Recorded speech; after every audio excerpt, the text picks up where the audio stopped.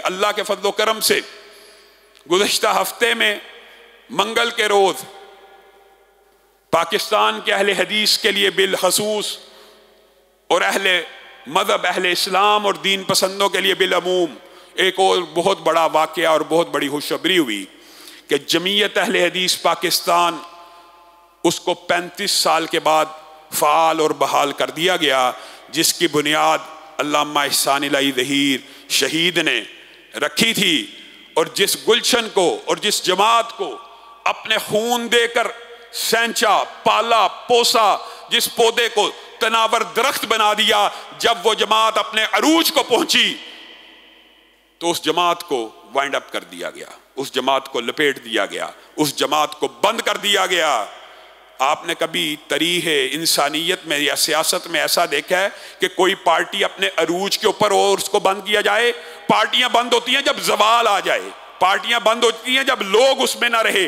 जिस जमात के अंदर अवाम का जम्मे गफीर मौजूद हो, अवाम की अक्सरियत हो, वो पॉपुलरिटी और अरूज की सरहदों को छू रही हो, उसको अगर बंद कर दिया जाए तो उसके अवामिल के ऊपर आपने गौर करना है कि क्यों बंद किया गया, क्या वजूहात थी, किस वजह से बंद किया गया। ये एक लंबी बात है। इंशाअल्लाह मौका आया तो इस हवाले से हर उस किरदार को बेनकाब किया जाएगा जो इस घनौने काम में मुलव्वस था, लेकिन अभी अल्लाह के फजलो करम से उसको बहाल कर दिया गया है।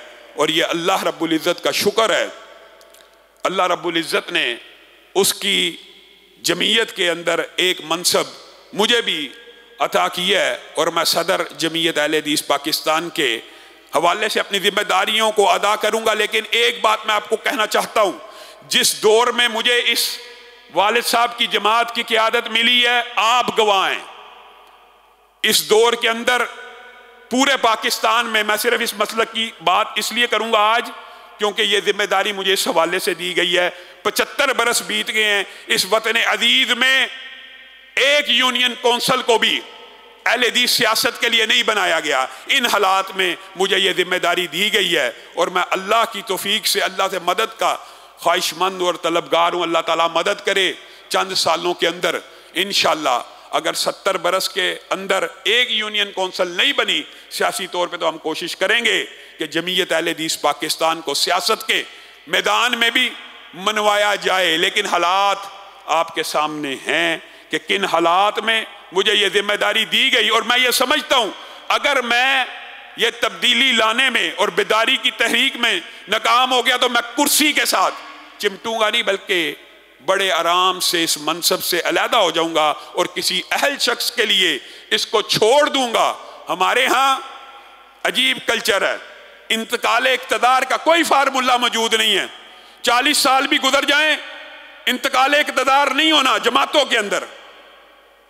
इंतकाल ही वाहिद हल है, उसके अलावा इंतकाल इक़्तिदार मुमकिन नहीं है। अल्लाह के बंदो, बादशाहते भी लोग 40-40 साल बर्दाश्त नहीं करते। आर्मी चीफ 9 साल कुछ हो जाए उसको लोग उठा के बाहर फेंक देते हैं। पाकिस्तानी लोगों का तो मिजाज है, एक इलेक्शन के बाद दूसरे इलेक्शन में जीती हुई पार्टी का वोट नहीं देते। तो ये तो उन अहबाब को खुद सोचना चाहिए था।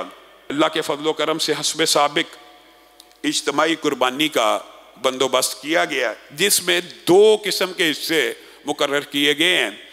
एक नॉर्मल जानवर के लिए 23,000 रुपया फीस कस के हिसाब से गाय के अंदर, और एक बड़े जानवर के अंदर 25,000 रुपया फी कस के एतबार से।